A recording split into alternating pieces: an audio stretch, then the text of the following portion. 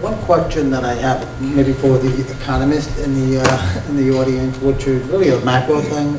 Who paid for this? Is this going to be an increased tax on the wealthy? Is this a, where is the funding coming from? Well, where is it supposed to come from?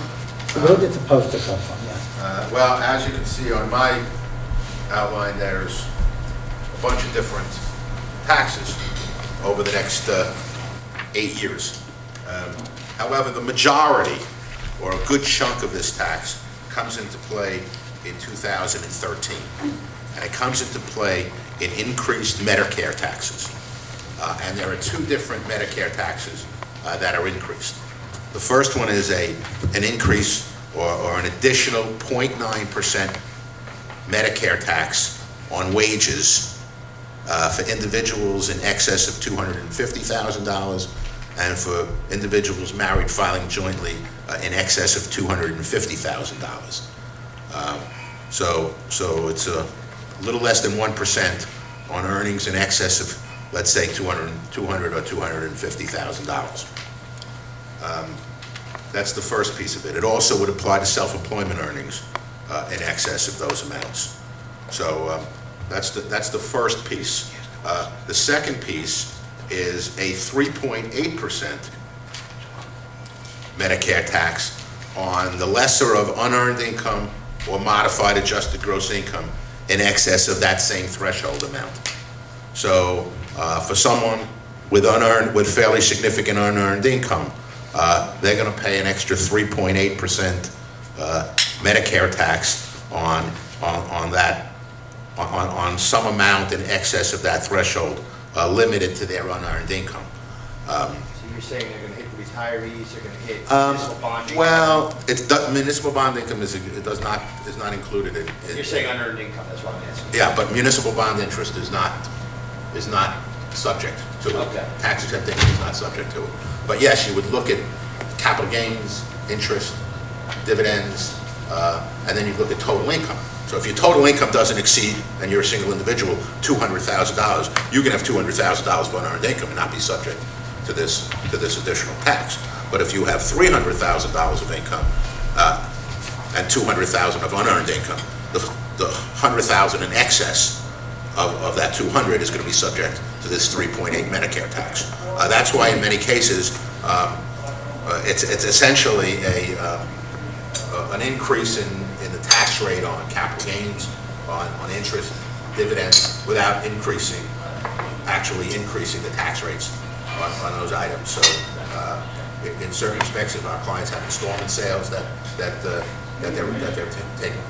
they're selling their property this year, we're considering, because we know, unless this changes, that in 2013 there's at least going to be a 3.8% increase, even if they don't actually end up raising the capital gains rates. It's another factor in determining. But yeah, they're looking. They're going to have a lot of trouble getting by doing this with the income tax, but they were able to get this by in this additional payroll tax in the healthcare bill. The income, are you talking about $200,000? Is that adjusted income or gross? It's what they call modified adjusted gross income, which is essentially adjusted gross income. There's a couple of little modifications, but basically adjusted gross income. Arnie, can I add to that? Sure. Also you have the taxes that Arnie just mentioned. The taxes Arnie just mentioned. Also, there's fees, as they're referred to, that certain institutions have agreed to participate in. For example, makers of brand name drugs, certain device makers, and all of the insurance companies. Some of the Blue Cross Blue Shield associations are exempt from this, but essentially all the insurance companies.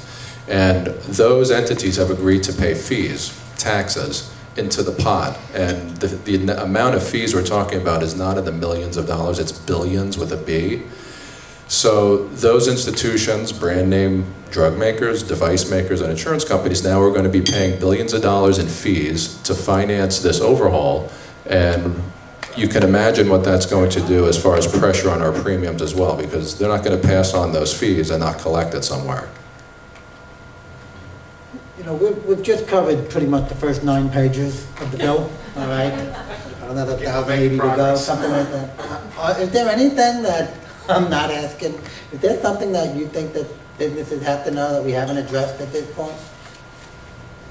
That you know of?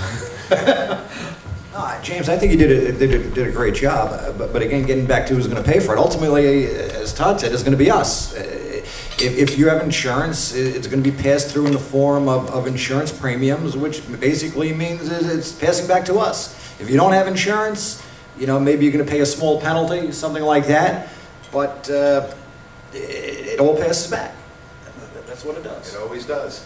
Right? In some way, shape, or form. You as a business person have to be more engaged. Your employees have to be more engaged in the process and figure out how your employees use the plan. What doctors do they use? How often do they visit the doctor? You're not going to ask them personal questions, but get a sense of how they utilize your health plan. As John said, every business is different. This affects everyone differently, but if you can dig deeper, peel the onion back, and really understand your organization with respect to how your employees use the health plan, then you have some options. You can design a customized plan. It may be an HSA plan, it may be some other flavor of that, but you'll be more in control of your destiny here. Otherwise, you're going to see these 20, 30, 89% increases and have no place to go. Todd, on the HSA plan that you have, what happens if something catastrophic happens? Are they still covered? And what kind of is it well received by all doctors and hospitals, and you can go any place and they will accept that plan?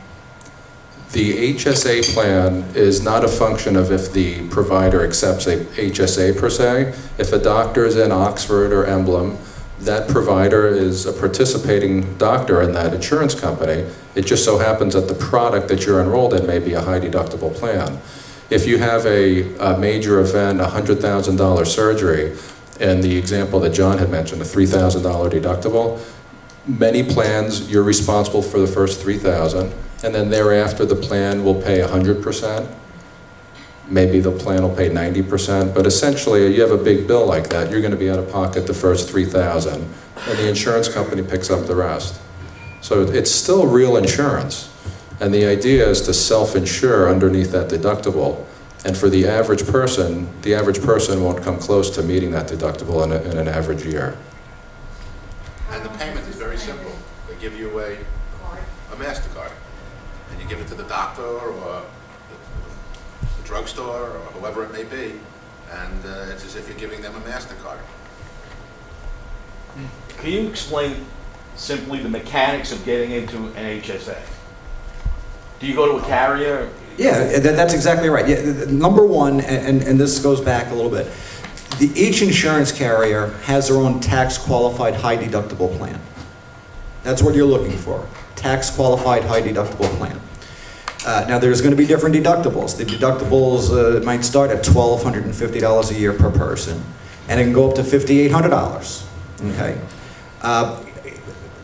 Typically, what happens is the carrier is going to have a deductible in-network, and after that deductible, you can have favorable co-insurance. Again, maybe as Todd said, there'll be 100% coverage after the deductible, or perhaps 90% coverage, but there's always going to be a stop loss. So that no matter what, at the end of the day, if you stay in network, the maximum it can cost you, if you're an individual, is $3,000, $4,000, something like that.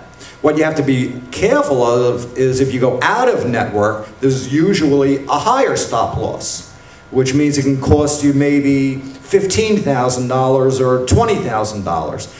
And also what you have to be careful of is if you go out of network, it's just not the stop loss, but it's also how the doctor is going to be reimbursed. Because each insurance carrier might have a different reasonable and customary level. So what the doctor considers reasonable and customary might not necessarily be what the insurance company deems reasonable and customary, what they're going to pay, which really means you as the consumer, you're going to pay the difference. And that number could be a big number depending upon the plan that you have. We've had a situation where one of our clients went out of network to a doctor. His bill was $28,000 from the doctor, and the insurance company considered $1,800 reasonable and customary. It was almost nothing. It was absurd. You know, but you have to be aware of that. So that's why it's always good for yourself to try to see if you could use in-network providers, because it's going to mitigate that reasonable and customary issue, and you're going to have the stop loss. But what's going to happen is you go to the different carriers, and again, there's only a handful here. You can go to Empire, you can go to Oxford, you go to Emblem, you go to Aetna. Did I miss anybody? Cigna's not here. It's a small group. Okay, I just want to make sure. I thought maybe there may have been another merger. They're going to have the different plans, and the prices are fixed. If you have between 2 to 50 employees, the prices are fixed. They're filed with the state. So take a look at the pricing, but most importantly, what you want to do is take a look at your doctors. Find out which networks your doctors participate in. That's probably the biggest key. You know, see what doctors, what networks your doctors participate in, and that's probably going to be the driving force to the carrier that you want to go to. We never changed our carrier. We kept the same carrier. Yeah. We actually kept the same other plan, but put in a high deductible HSA plan. Sure. So our network is exactly the same as it was when we didn't have the HSA. That's what I wanted to know. You just go to your carrier and you can just say, now I want to go. Yeah, on your contract anniversary. Whenever your contract anniversary is, you say, I want to see the pricing for a high deductible plan. They'll give you the pricing. You choose, you know, what makes sense for you, and then you open the actual bank account itself, so you can make the deductible contribution in there, and that's going to be your funding for the deductible. Jim, did you have a question? Jim, let me get Jim first in the back. I want to say, I think it's a sign of a successful workshop when you come in and request an answer, but you leave with 4 questions to begin with, as a follow-up, and that definitely happened here, so thank you for Jim and the panelists for an excellent program. But the one new question I have is, jog my memory or a rumor, not sure if it's true or not, that as employees, when they receive benefits, or benefits are received taxable to me. So the example is that my employer paid my health care premiums. I go out and receive $20,000 worth of healthcare benefit from my doctors. Will that be taxable to me? Is that benefit now taxable to me? No. No. Okay. Never has been, or I should say never has been. And there are circumstances where it may be self-insured situations and stuff like that. But generally speaking, benefits that you receive attributable to medical insurance reimbursements are specifically excluded from. First of all, it took us an hour and 25 minutes to get one yes or no answer. No. I like that. That's because it's been around so long. Oh. Let me get you first, and then in the back again, Carol. I'm going to keep this generic and fair, but I'm sure people could be a little confused because this is not what they do for a living, but could you two explain the role of a broker to cut through all this garbage? In other words, we don't want to just throw you guys to the wolves. Just explain what a broker does and what their role is. Go ahead, Don. That's not a yes or no. John and I, our role as benefit professionals or brokers is to essentially help businesses navigate through this maze. Should you do an HSA? What's the financial impact? How are my doctors? Are they in this network? Are they in this plan? What are the 20 plans that I have to choose from, and what's the most suitable for my organization? That's the role of us as a broker, benefits professional, to help you sort through the maze and make sense of it all. Secondly, which we really didn't talk about, there's a whole maze of compliance related issues, notices, additional notices that are coming down the pike over the next few years. And that's also our role, to make sure that our clients don't step in any potholes with respect to compliance.